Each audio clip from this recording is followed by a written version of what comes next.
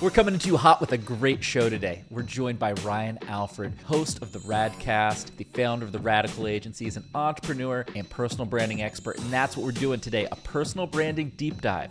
He's going to unlock how he built his personal brand, how you think about the compounding benefits of having a personal brand, and we're going to cover what you need to do to ensure that you don't fail as you go down the personal branding path. That and much more all in today's show. All right, on today's episode of Marketing Against the Grain, we're here with Ryan Alford, and we are going to talk trends and skills that marketers and entrepreneurs need to know in 2024. We've got some hot takes, we've got some great advice, and some deep dives coming your way. Ryan, thanks for joining us on the show today. Hey, my pleasure. Happy to be here, and let's get after it. Let's do it. All right. So we want to go straight into it. We want to talk about what the three of us see as some of the core trends facing marketers, business owners over the next year. I think there's two really powerful trends for marketers happening right now. The first is something you talk a lot about. It's the power of personal brand, like how important it's going to be in the future for all of us to actually have our own brands. I think that's trend one we should definitely touch on. The other one is pretty fascinating as well. Like, it's predicted by 2028, the average brand will lose 50% of their organic traffic to AI search. And actually and part of that is actually going to be paid traffic as well. So there's the organic and the paid, because we're all gravitating towards these kind of like AI search experiences, right? And that is like hugely impactful for all of us who grew up in the era where, I've said it before, the SEO era, 2005 to like 2016 was the funnest time to be a marketer because you could do a bunch of like scalable things to actually grow, and that's actually going to dissipate, and that we're gonna start to lose that channel. So maybe we'll start on the branding side, Ryan. Like we talked off mic. You've actually copyrighted a phrase. You're really deep into that. Why do you think that's such an important thing for all of our listeners to actually care about and start to do in practice? Well, I think there's a few things at hand that all kind of start to play together. Number one, I firmly believe, and I think the data proves out, consumers have never been more aware that they're being marketed to at all times than now. And so we're also in this place where there's an amazing lack of humanity marketing taking place, where what I mean by that is, we preach all the time, it's not B2B, it's not B2C, it's H to H. It's human to human. And so this trend has been kind of percolating for a while. And I think what happens is there's no better way to market as a human when you own companies, when you do things, than the human to human aspect of your personal brand and creating leverage with the growth and being known. There's truth around the statement that, you know, the monopolies are not allowed anymore, except the monopoly of yourself. And because we're all unique and no one else can take it. And hopefully there'll be laws that don't allow AI to take that, speaking of AI.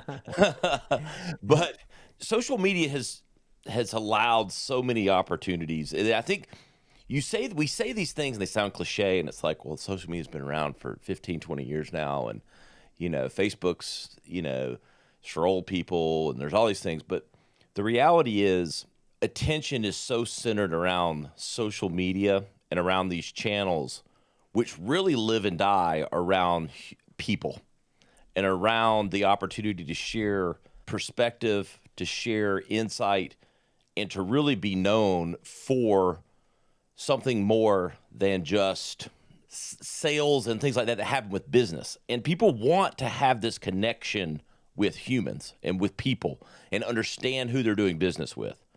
And social media allows for this amplification opportunity that you can do with yourself. And I think what happens is businesses that embrace this, that have leadership, that have people that can take and be the spokesperson for the brand and be the human connection for people, is an opportunity that a lot of people start to get around, but I think we're just now scratching the surface for the number of brands that are really taking advantage of this. And this is really whether you're a startup or not. I'll just say this. Tell me, let's hold two people together, okay? Joe Smith, who has no following on social media, has no real awareness other than his friends and family on social media, And then Joe White, who has spent 3 years and has 10,000 followers on Instagram, 2,000 followers on TikTok, 1,000 followers on Facebook, and a really nice LinkedIn following. Which one of those is in a better position to flip the switch on a company or a brand that they want to start? We all know the answer to that, right? Right. So why wouldn't one want to leverage that opportunity?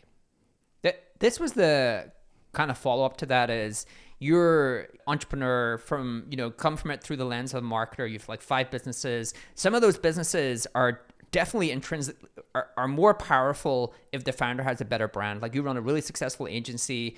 I was in the agency business. That's how I started in marketing. Many people buy because they know the founder, and the agency name is like second to the founder's name. You're an investor in a wellness brand. I think that's another space where you really understand the person behind the brand versus the brand name itself. So what was the moment for you as an entrepreneur where you realized like the power, where you realize this kind of personal brand actually helps propel those companies forward? Like, was there a moment you were like, wow, like I really need to get on the grind and grow my brand to make these companies more successful? Yeah. It was right around 2014, 2015. I worked for other agencies. I consider myself very entrepreneurial. I grew up in an entrepreneurial family and was lucky enough to start at an agency that was very entrepreneurial driven, very empowering for their employees, and did that for 13 years and grew and worked on some of the largest brands in the world, really ushered in the smartphone era, the marketing of that, worked on the first iPhone launch, Motorola, the Droid campaign, which kicked Apple's ass for a year, about the only campaign and the only company to ever do that. So I did all these things, had the who's who list of brands and campaigns, and left that agency in 2014, but I was ghost town online. No one knew who the fuck I was. No one knew who I was, like no one. But it dawned on me, because there were people out there talking about it, and I always just kind of looked at it and kind of rolled my eyes at it, because I was just kind of focused on kicking ass where I was, working with the brands that I was, and I was just kind of oblivious to it, to be honest. But then I came out of that, and I'm like, okay, I knew I wanted to start my own agency, wanted to develop these companies and do things, but I had no leverage built in other than, my resume looked good, but I couldn't turn that resume immediately into 500,000 followers, whether I had earned them or not. And so right around 2014, 2015, I invested into 3 things. Started the Radcast, started my personal brand, I would say officially, like going heavy at it, and then started my agency Radical. I bring up the story all the time, but it hit me and dawned on me that like I wanted to do these things, and yeah, I could make some phone calls, and the agency got off on a good foot because I had that background, but it was not as amplified as it could have been. The opportunity wasn't as broad.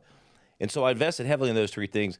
And if you put all 3 of those things over on a chart of, maybe the bottom axis being time and maybe dollars spent or efforts towards these things, they're all on a trajectory like this. That's my brand, my personal brand, the Radcast, and my agency. And I'd almost put the other ventures that I've had now that are kind of leveraging on top of all of that. And all of those things have grown significantly over time. And I would also, you probably would put revenue on the top of them as well.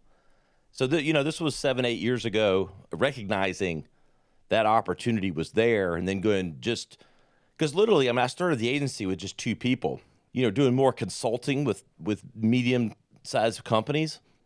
But I started doing the podcast every day. I was posting and had someone helping with social media, and I just got disciplined with it. Like the last 7 years, I've been just as active as anyone else. I've got over 3,000 posts and, hundreds of thousands of pieces of content out there across the land of social media. And I've grown an audience of almost 1 million people, and it's created leverage and opportunities for every company that I've started since. Well, one of the things I want to do a quick follow-up there, because I thought your story is very powerful, but it's also, there are a lot of people who've been in that story where they've been at a successful company. They've done what I'd call really great and impactful projects, right? That Droid campaign, that's a great project, but that project kind of stays associated with the company, that agency, that team of people. It's not, uniquely linked to you. But what you did is you said, hey, I'm going to go in a very disciplined way, take the education and the perspective that I learned doing all that work, and I'm going to share that every day. And that's how I'm actually going to build my own brand, and that I'm going to scale revenue through that kind of predictable content creation. And I remember back in the 2013-14 time period, the second part of this is there were a bunch of people being like, oh, you can't monetize social media. It's a waste of time. And what you're saying is like, look, in the benefit of hindsight, the compounding value of that audience has been far greater than I maybe have ever thought. Like, did you think you were going to generate the kind of money with this that you are? The answer is actually yes. Oh, that's good. Because I don't think a lot of people then did. But that's why I started it. Because I saw that, I was like, okay, I can take this the long way and just be real, I don't know, arrogant and go, I don't need to do that. I know what I've done. I'm just going to try to cold call and or do outbound, marketing for the agency, some inbound, outbound for the agency, and tell the people that mattered that I had this experience, or they could look me up, or, whatever.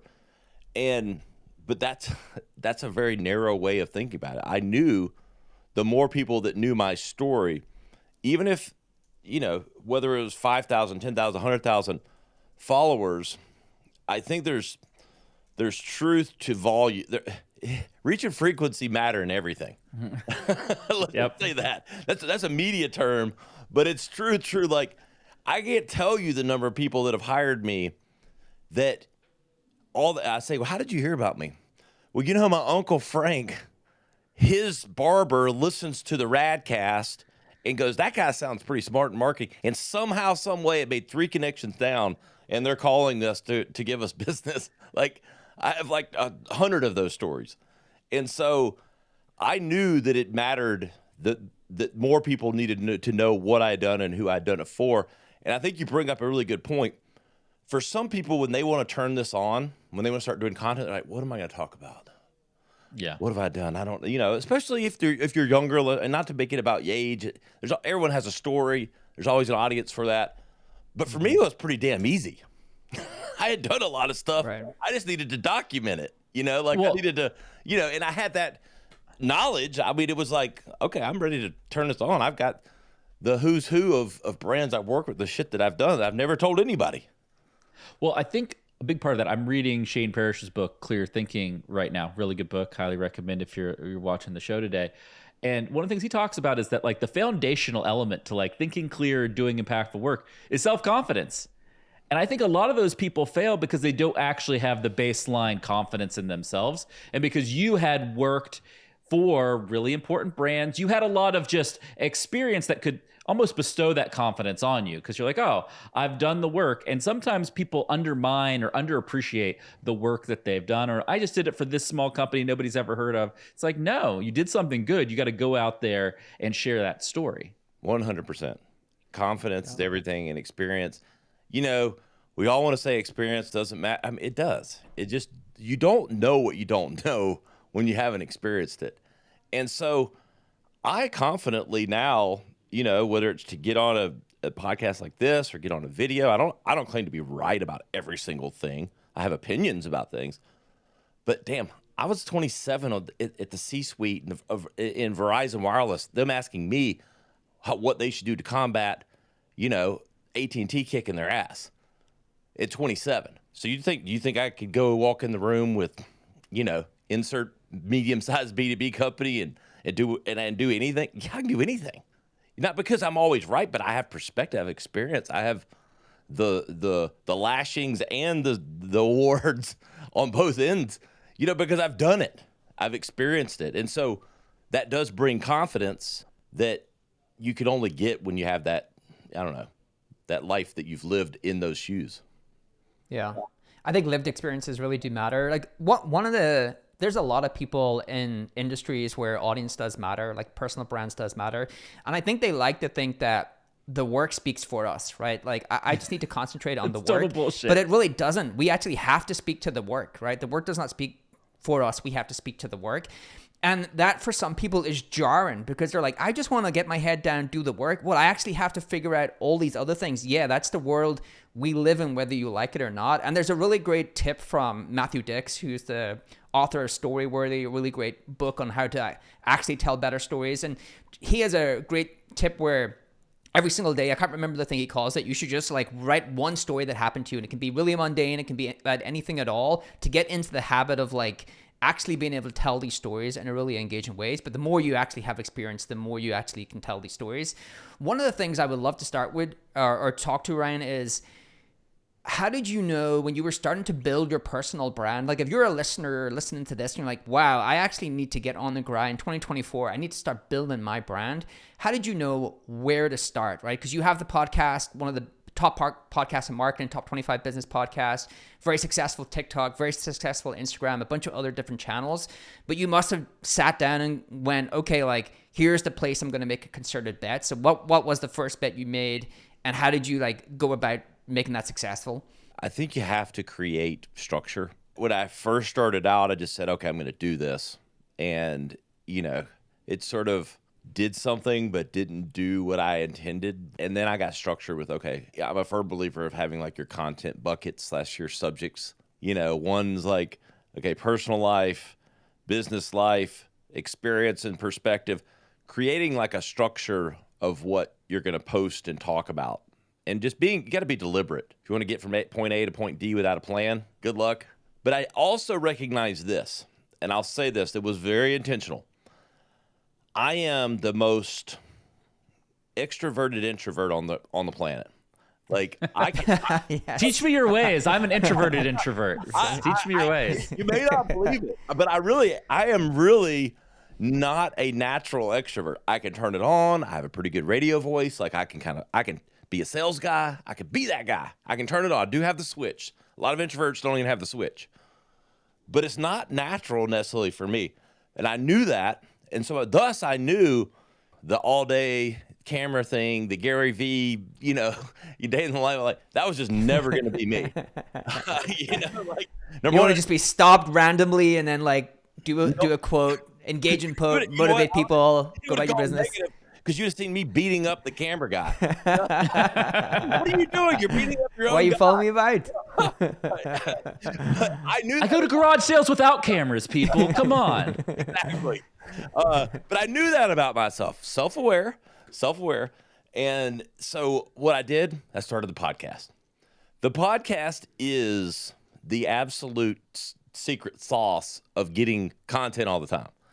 So you create the podcast and you get highlight clips, you get the pictures, you get the guests that you have on.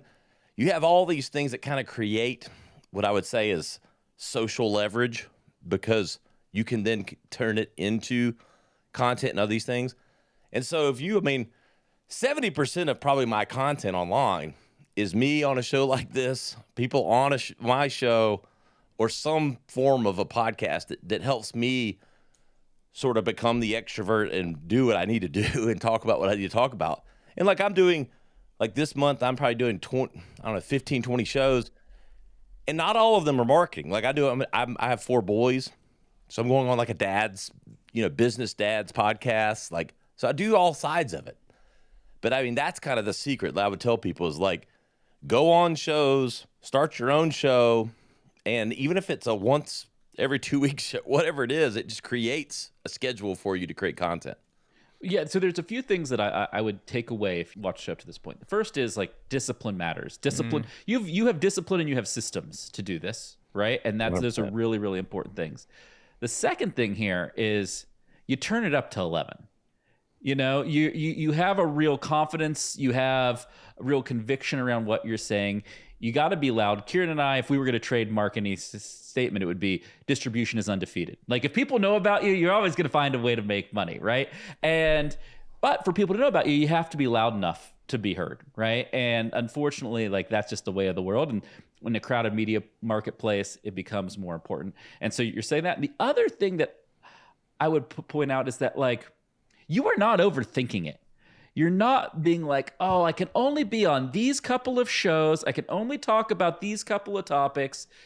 most people I run into who aren't successful, they've like over focused and over narrowed themselves down to the point where like 5 people in the world are interested about like the thing that they want to spend their whole time talking because about. they've thought so much. They think so much. They overthink it so much in terms of like, how do I win this game, that they forget to play the game. Right? They don't even get into the game. Right? You know what I call that?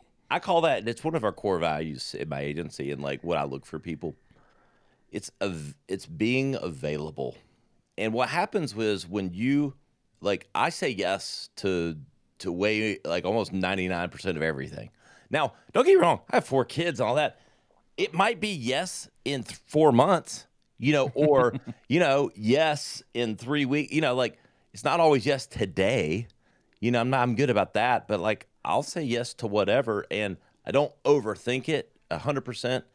And you make yourself available. And Grant Cardone, who I've had on my show, consider a friend, one of the successful people in real estate and business now, I asked him, I had the benefit on the Radcast, I asked, like, what are your key to success? His number one is just show up, baby. Just show up. Like, You can't win if you don't play, right? Yeah. And but you nailed it. People overthink it. I have there's some of the smartest serial entrepreneurs that I know that make, not that it's about money, but a third of what I make. And every one of them overthinks everything. It's paralysis from analysis. Right. Kieran knows because he's been in my office. My office beside the desk, I have a painting that it's by a Cuban artist. It's overthinking will fucking kill you. That's all it says. Yeah. It's the best reminder ever. Anytime you're just like getting stuck, you look at that, you're like, you're right. I'm overthinking this thing. I got to move on. Yeah. It always reminds me of this story where, like when I was first getting out of software engineering and software development and going into marketing, I've talked about the Warrior Forum all the time. I won't go into it, but back in the like 10, 50 years ago, tons of entrepreneurs on the Warrior Forum, like doing between like fine things and sketchy things. And I had a little network of people who were all entrepreneurships, launching dropshipping sites, launching affiliate sites. And one of them was buying over businesses on Flippa, a site called Flippa, doing them up and then reselling them, right? And he went to a conference. He was being really successful. Went to a conference in Texas with all of these people who are multimillionaires and all do this kind of work. And he came back and I said to him, like, what did you learn? Like, what are these people great at? And he meant this in no disrespect. He said, these people are great at being fucking dumb. And what he meant by that was they don't think about it. They find something that works and they just repeat it. They just grind it out. They do not overcomplicate anything. And he said he just learned to get on the grind and stop trying to outsmart himself, right? It's not as hard as you think. You actually just have to be committed to the game. And I think that's one of the things that is a really great lesson on the personal brand side of things is like, it really isn't enough just to do the work. You have to get on your grind and actually put the effort in to make sure people attach that work to you. Yeah, 100%. And look, you don't know how many people, and even companies, like they'll say this, companies will say this, and people say this, social media doesn't work for me. They do it for 3 months, and then there's this big gap, and you're like, what happened? Well, I mean, after 30, I posted like 60 days in a row, and it's like there was no the content sucked, yes, but they quit after 3 months. And so I'm like, what are you kidding? Because I'll say this. Let me tell you this. This is hard truth. I didn't really generate a penny from the podcast, my personal brand, till probably month 30. Honestly, I started Radical, and it was growing and, intentionally, at a certain pace, but it was all based on old contacts and business that I had done before and, referrals and those kind of things. I didn't see the fruits of my personal brand or the podcast till like 2.5 years into it. Well, this is part of my problem with the culture of today is that we're so immediate gratification focused that we forget to build anything good takes a long ass time. Yeah. 100%. Takes a long ass time. Like when Kieran and I were thinking about doing this show, it's a disease. I was like, look, 36 months. Short-termism is the disease. That's what it is. Okay, that's what we're calling it. I'm in on this. It's the worst. Yeah. Yeah, we had people in the first year telling us, like, have you been successful or not? Like, I think it was like month 8, month 10, people started asking us about the podcast. I was like, come back to us in year 3. Like, our ambition isn't to be a mediocre podcast, it's to be one of the best podcasts. And people just don't realize success lasts much longer than you think, but takes much longer to acquire. And they lose the acquire part, right? Like, you have to show up every single day. And it, like, one of the things which it might be really interesting for you to talk to this, Ryan, is like, because you're an entrepreneur, you have multiple businesses. I'm sure you've had many failures, many successes. And when you're actually in the content game, you kind of feel similar, but on a more frequent basis. Like, you put out your latest podcast episode, it flunks. You feel shitty. You put up your latest Instagram post or any kind of like social media post, it totally flunks. No one even engages. You immediately feel like kind of shitty, and so you have to like continually getting over these little like knockbacks. And I think that's where people check out, is like, I just don't want to get slapped in the face as much as for this long of period of time. Like, I'm just not willing to take that. How you respond to failure determines how far and how successful you'll be. I mean, period. There's a few sayings that you'll hear me say all the time. I have no rearview mirror. Zero. None. Don't get me wrong. Like, we're all human. But I just don't look back, baby. Like, it's just like, you turn the page, you know, and like, Same. I fuck up or do shit that I'm not proud of, or like, it's not that I'm perfect, but you have to, apologize, take your lumps, whatever you got to do, and stay forward. If you post some content that doesn't do well, you go to the next one. You got to believe that it's going to work. That's back to like the confidence thing, but belief, because if you don't believe it, no one else will. And a big part of this is understanding that when you fail, like, that's what's going to cause your next big hit. The lesson you learn from that failure is what you're going to fix. And the next time you go about to do that same thing, you're going to be way more successful at that. I would say Andrew Huberman just put out a podcast with David Goggins. It's about inner strength and your kind of inner monologue. And one of the cool things in that is that there's a part of your brain, Huberman talks about, that gets bigger, but only gets bigger when you do things you do not want to do.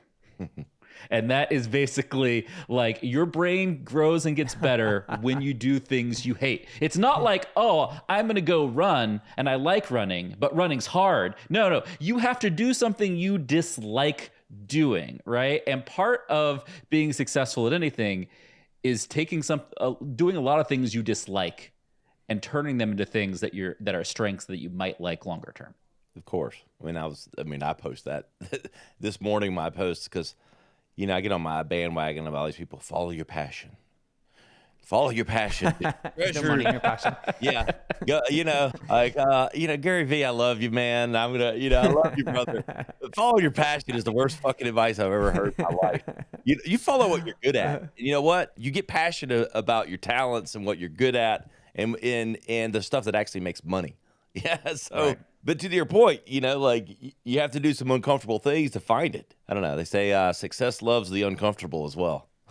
Yeah. There's a great autobiography. One of my favorite sports autobiographies is Andre Agassi.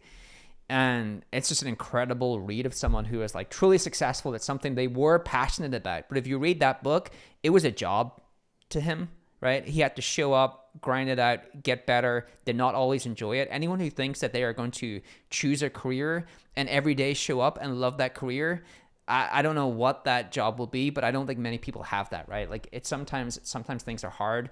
I know we've gone long on the brand piece. I think we should stick here because there's one final question I want to ask is, we haven't really talked about the content. Like, right, you started with the podcast Radcast. You have a bunch of other channels, but was there anything you learned in growing your personal brand and doing the content that was a much different skill set from growing other people's brands, like all these large company brands you had to grow? Was there anything different in when you started to do this for your personal brand and you're like, wow, that's like a new skill I have to learn, very different from what I've been used to doing for like other companies?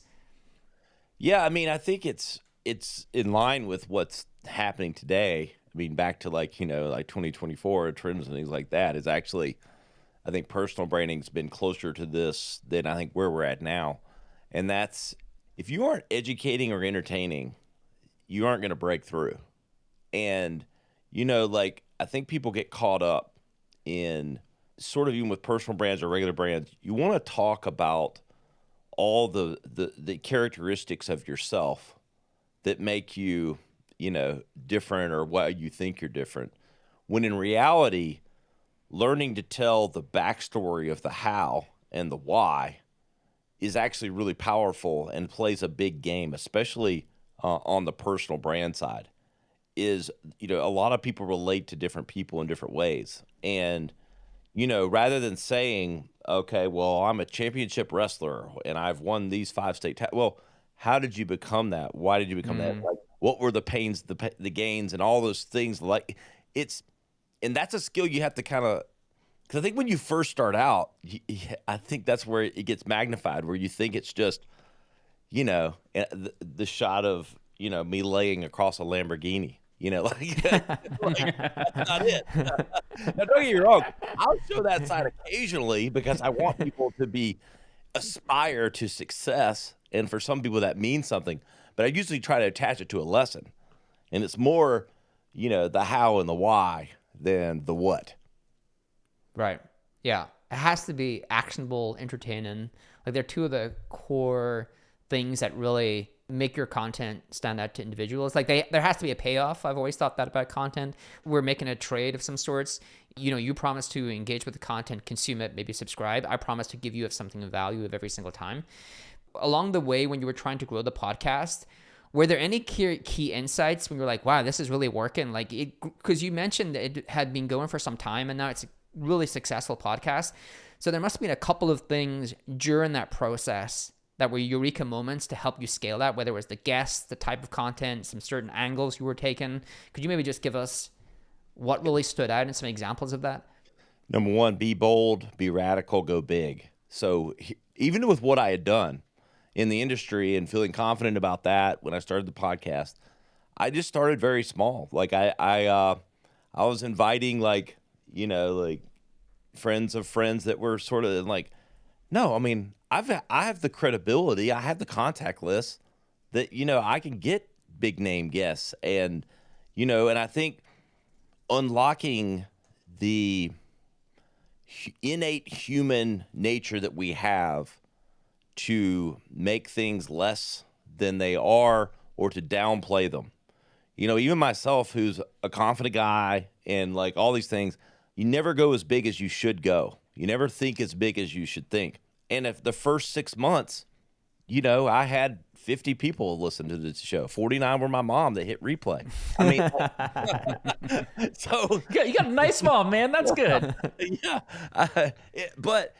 And then I said, no, I'm going to stop playing. And look, what happens is with discipline and repetition, if you go listen to like the first like 10 or 20 shows, it's okay. I mean, I was sort of knew what I was doing, but it is I am night and day. The guests are night and day. The format's not. I'm like, you learn and you grow, but you also, a lot of it for me was just going big. Like, I stopped playing small, started inviting big name guests and celebrities and friends of celebrities and famous founders.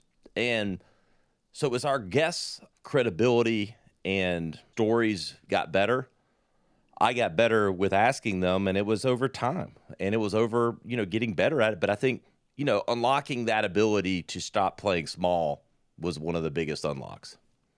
Yeah. Yeah. Like an example would be someone starts a podcast and they won't send 100 emails knowing that 99 to her guests, to 100 great guests, knowing that 99 will say no, but the one who says yes are better than the 100 people you're probably going to reach out to who no one really wants to hear from. Like, it's that kind of mentality, really, isn't it? Bingo, 100%. And look, it's just, I will say this, it's been interesting. Like, sometimes you have the big names and you do that, not because, and I learned this, the big names didn't necessarily spike the ratings. But what they did is they unlocked more guests and more people that said yes, that probably did. And it was the sum of those things and not the individual part. Right. I think it's one of the lessons from today that in building a personal brand, building an audience online, it is the sum of everything. It's if you think you can do it by having one big hit or one hit a month, that's not it. You got to have a lot of little hits that kind of compound on each other, right? 1,000%. All right. We basically, we had a lot of things we were going to talk about. We basically just turned this into a whole show about personal branding because it was a great topic, and that's fantastic. Given that, though, we got to know before we close out, most people fail at this. We've talked a little bit about why they don't have the discipline. They can't do it on a long-term repeatable basis. But like, why else? Why do people fail at this? If somebody was listening to our show today, like, yeah, you know what? I'm going to do it today. What would you tell them to avoid not being successful? Don't listen to anyone else. I love that. You're going to get judgment. You're fearful of the judgment, and you should be, because it's real. But you got to be able to tune it out and ignore it. And you've got to unlock, get counseling, go to coaching.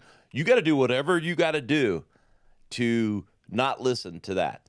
Because pay a friend to respond to the comments and don't even look at them, right? Between it's the comments, but then it's the whispering and the, Ask your mom to do it. Yeah. Get your mom to start replying to the comments. But I'll say this. Here's the truth.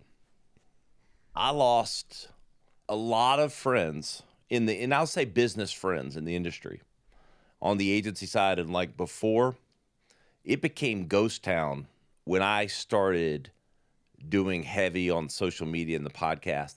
It was almost like, I don't know how to describe it, but it was like they were embarrassed for me, or they thought that like I could just kind of feel it, like the whispers a little bit, like, and the judgment. What do you mean? Like, what does that feel like? Give us an example. People are going to be like, what do you mean? Well, I think the most telling thing is like people that used to respond or used to like engage with you on some level aren't as responsive as they are, and nothing else has changed except for my online presence increasing. So you connect the dots on some level, right? When nothing else has changed. And then when you start seeing success from it, and you've told everyone that was what was going to happen, they even get further from you, And so you start to learn to kind of know who your true friends are and aren't. This is the other thing that fascinates me about building a personal brand, because it's probably the first time you've had to be outspoken and have real points of view. Because really, if you just have the average point of view, then your results are going to be average. Like if you're just averaging out what everyone believes, then you don't really get traction from that. You get traction from when you actually take real stances or something, or have real points of view to share. Do you think any of that was like, that was the first time that you were out there saying your stuff, and some people within that group maybe just didn't know you felt about things in that way, whether it's business, marketing, whatever the subjects may be? Yeah, I think it's a little bit of that. And I think it's, like envy and judgment because they wish they would have the balls to do that. Just true. Well, yeah. People like to sit on the sideline and say, I could do that better. Yeah. I could do that better than him. And like, then they'll just disengage because they'll be like, oh, he's terrible. And then once you have success, then they're like, wait, I should have done it better than him, and I didn't. And now I don't want to talk to him anymore about it. Yeah, exactly. And that's not everything. That's a small portion of it. The bigger point here is just, you've got to get out of caring I'll also say this. I was being hyper specific, kind of like industry, feedback and those kind of things. We also create boogeymen that don't exist. A lot of times we just think, there's something waiting behind the corner to get us or to judge us or to do these things. And we're just making stuff up in our mind, and it's really just an excuse. It's like, we're very self-limiting as humans. And so I always counsel people that I've never met anyone that was unsuccessful with personal branding that didn't get some of these personality issues out of the way ahead of time. What was your boogeyman that like you kind of had when you started that you had to kick to the side? I think I was so sold on this being, such an opportunity that I don't know that I had them. It was definitely the fear of maybe judgment, more local to me, not like just business, but like family, those kind of things. And that didn't happen. I mean, they just were like, oh, good for you. But people, that's back to like Create the Boogeyman. Everybody's favorite radio station is WIIFM. What's in it for me? Like, most people are focused on themselves. Right. And so they're not that focused on what you're doing. Like, oh, you're good. Yeah. Ryan's gonna do personal branding. Who cares? 100%. Yeah, 100%. No one's, all these people you think are competent and have opinions on what you're doing don't even know what you're doing because they all have their own shit going on. No, my wife's totally was crazy. I mean, I'll tell you like it is, and I'll tell her, and she knows it, and she eats her cake. She made it, and like, she's like, "Why are you wasting time with that podcast?" And your personal branding. She just thought I was being, self-grandizing, and I knew and I knew why she thought that. That's how a lot of people thought. Now she didn't get in my way of it, but it was like, there was a little bit of that tension. Right. She doesn't think that anymore. well, like Kieran said, it takes a while to get results. But once you get those results, they're big and they stick around for a while. And like that's why doing personal branding has such an important impact for all of us. And this was an amazing conversation. Ryan, thank you so much for joining us on Marketing Against the Grain. And we'll talk to everybody again real soon. Thanks for having me. This data is wrong every freaking time. Have you heard of HubSpot? HubSpot is a CRM platform where everything is fully integrated. Whoa, I can see the client's whole history, calls, support tickets, emails, and here's a task from 3 days ago I totally missed. HubSpot. Grow better.